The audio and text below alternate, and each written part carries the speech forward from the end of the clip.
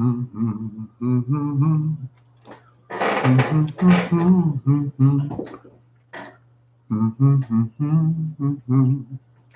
Good morning. Good morning. So, good to see everyone this morning. And hope everyone is doing well. Beautiful start to the day, to the week. Good morning, Rachel Goldsmith, and whoever is on YouTube. Miss Heather Wheeler, good to see you this morning. So, again, was a great day yesterday. Had an awesome day. Both services were just awesome and just wonderful to spend time with the Lord and with His people. And hope you all had a good day. The lovely and talented Rachel Pierce. Always good to have her. So let's see. Don't forget Wednesday night. Sign up for the Wednesday night meal in the fellowship hall before church. And then we'll have Bible study. Again, we're going to finish up the study on prayer this week. And would really love to have as much input from you as we can get. And by the way, whoever happy-handed my desk tripod, if you don't mind bringing that back to me, that would be awesome. It is missing off my desk. John 4. Good to see you, my brother.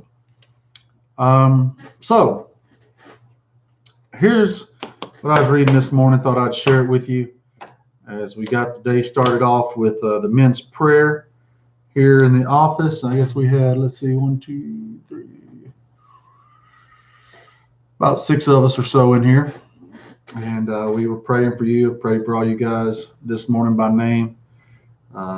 Blake, good to see you, man. So I was reading this morning in 1 Kings. The 1 Kings 4 through, I don't know, about 9 or so. You have Solomon building the temple. Good morning, Miss Mary Ann. We prayed for you this morning, specifically in men's prayer. I forget how your name came up, but we did pray for you this morning. So good morning. I did not know Wooters would care. That's John Markham, John 4. Good to see you. Anyway, I was reading this morning 1 Kings, and so it's in 1 Kings, this part of 1 Kings, you have Solomon and the construction of the temple. And you know, the temple, there's a lot of even lore and legend behind the temple that was built. You have some of the remnants left. You have the outside wall of the temple that is still there in Jerusalem that people pray at, what's known by some as the Wailing Wall, by some as the Great Wall there, the Temple Wall, and they still pray there to this very day. And but Solomon, you have the magnificence of this temple. They had cedars and fir trees brought in from Lebanon. They had big stones cut. It's amazing, some of these huge stones that are there even today. You have precious stones. You have the gold. You have even some organizations that model a lot of what they do after the pattern of the temple here. And so this temple where they were going to do the worship, the worship that they were doing in the tabernacle, it was just an incredible spectacle. And so imagine, if you would, this morning, that this place where God's presence was going to reside with His people. Imagine that this is your religious efforts, that this is your efforts for the Lord. This represents what you do for the Lord, with the Lord in your life. Okay. It was this magnificent thing. It was this beautiful thing. What does God have to say about the religious efforts of man? So that's what you find in 1 Kings chapter number 6, verse number 11. Here's what the Bible says. For the word of the Lord came unto Solomon, saying, concerning this house which thou art in building. Now, it doesn't matter how spectacular it seems to us. One of the things that we understand is that the heaven is God's throne, the earth is his footstool. To us, things can seem pretty spectacular. For us, things can seem pretty awesome. But God is God. He is above all that. He transcends all of that stuff. The Bible says concerning the house which thou art in building, if thou wilt walk in my statutes and keep my judgments and keep all my commandments and walk in them and will perform my word with thee, which I have spoken unto David thy father, I will dwell among the children of Israel and will not forsake my people Israel. When you think of the temple that Solomon built, there's a lot to consider. There's a lot to think about. But God didn't mention any of that. He didn't say, wow, man, this is spectacular. Solomon even went to the place to where he made sure he cut the stones outside of the presence where the temple was going to be built, because he didn't want any of the sounds of the iron and the stone there on that spot. He brought in people who were skilled and people who were God had given wisdom to do these things so that things could be just so. And yet God didn't mention how beautiful the place was, and he didn't mention how spectacular it was. I just want to encourage you today to remember that when it comes to what we're doing for the Lord, where we meet, how we meet, what we do, that God is interested in this. Concerning this house which you're in building, if you will walk in my statutes. Notice how he says, concerning this house, and then he completely leaves the conversation about the house. If you'll walk in my statutes, execute my judgments, keep my commandments to walk in them, then will I perform my word with thee.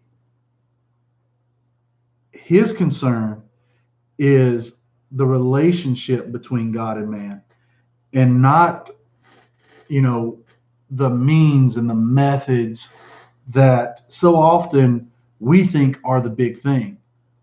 People a lot of times, for example, we're talking about prayer on Wednesday nights. People a lot of times say, I don't pray in public. Think about what that'd be like to my wife. I said, I don't talk to my wife in public. It would be weird.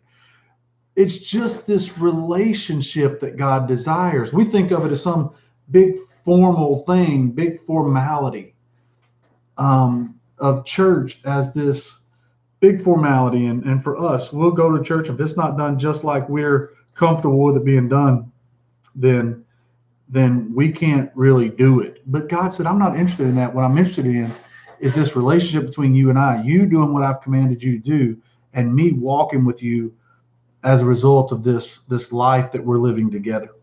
When I was in Peru, when I was in India, I was amazed at how they did church differently than us. In India, men and women sit on different sides of the auditorium, different sides of the church building. And they'll do music different. They'll do speaking different. I went to speak in India, and they gave me this. I have two of them on my little armor over here, where they drape this thing over me, and they have reasons for doing all that. But none of that is that. God says, my interest. He said, concerning this building, and then no more about the building. Concerning this building, if you'll walk in the way that I told you to walk, then I'll walk with you. And we'll do this together. Just want to encourage you today to be careful of what you think is important, and focus on that which is relational with the Lord.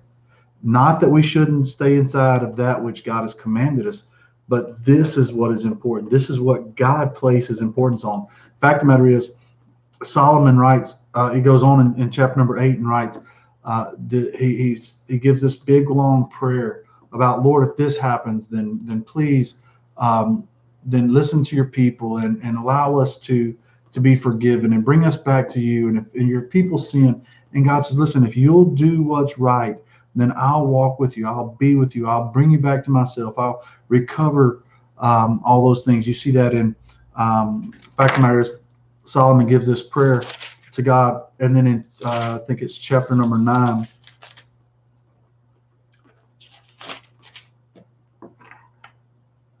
And in verse number came to pass, verse number 1, came to pass when Solomon had finished the building of the house of the Lord and the king's house, and Solomon's desire was to which he pleased to do.